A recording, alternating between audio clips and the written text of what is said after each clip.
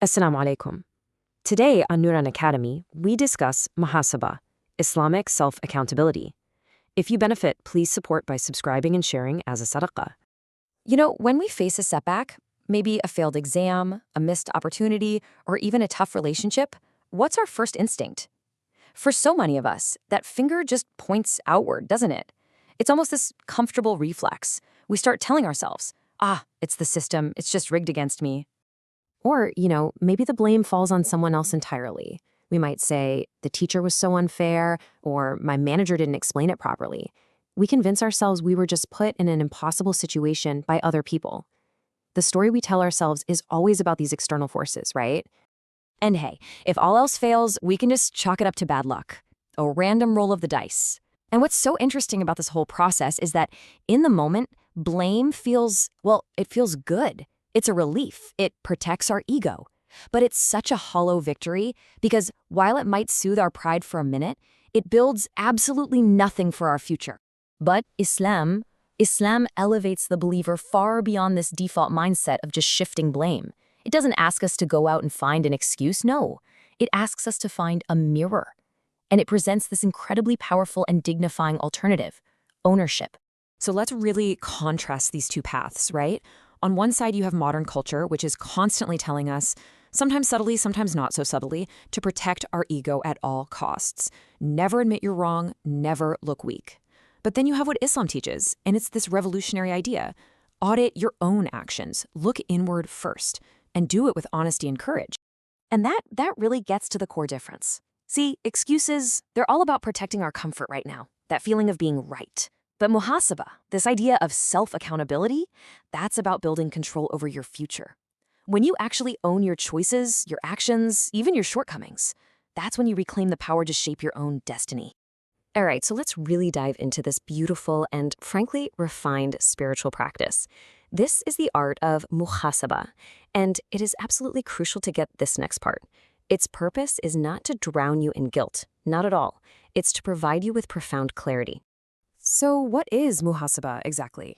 Well, linguistically, the word comes from the same root as accounting, which is a perfect way to think about it.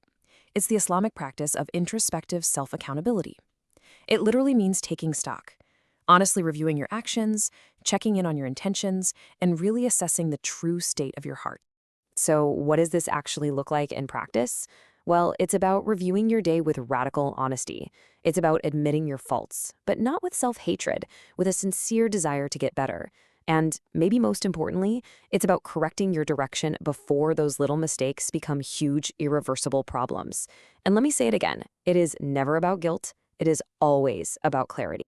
Okay, so what are the results when you really embrace this practice? What are the actual fruits of this kind of internal accountability? Let's explore how this one habit can build a real pathway to success, not just in this life, but in the next as well. Let me give you a simple story to illustrate this. Imagine two travelers. They both set out on the same journey, but somewhere along the way, they both get off course. They're lost. The question is, which one of them actually makes it to the destination? Well, the first traveler, he gets frustrated. He looks up at the sky and starts blaming the wind for pushing him off course, and so he just stays put, complaining. But the second traveler?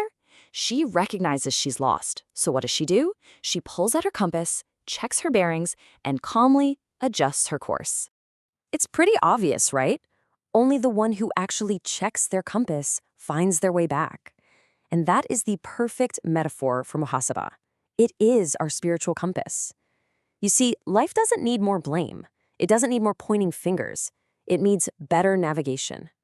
And when you consistently practice this kind of navigation in your own life, you start to see these incredible results in your character. You develop real emotional maturity. You start learning from your mistakes super fast instead of just repeating them. You get this consistent upward improvement, and you cultivate this powerful sense of inner leadership. And this completely reframes what it even means to be strong. Think about it. The world tells you, never admit weakness. It's humiliating. But Islam says, no, admit it, because that's the only way you can actually fix it. True strength isn't pretending you're flawless. True strength is having the courage to face your flaws and do something about them.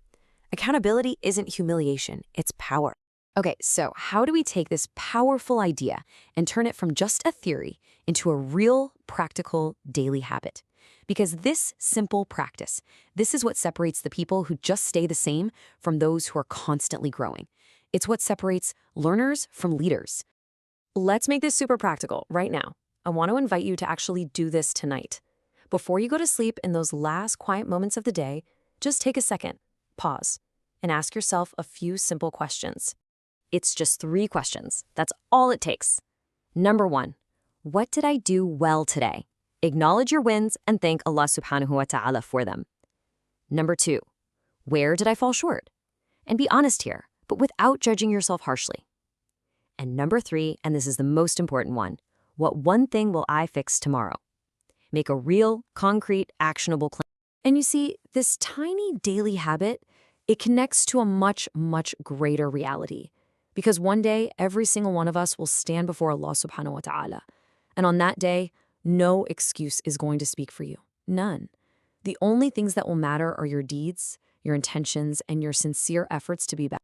So let's end with this. Accountability is not a burden. It's a vehicle for elevation. It's the engine of your spiritual growth. The people who take the time to sincerely and honestly judge themselves today, they are the ones who will rise tomorrow. They'll rise in their character, in their faith, and ultimately in their standing with their Lord. Presented and created by Neuron Studio.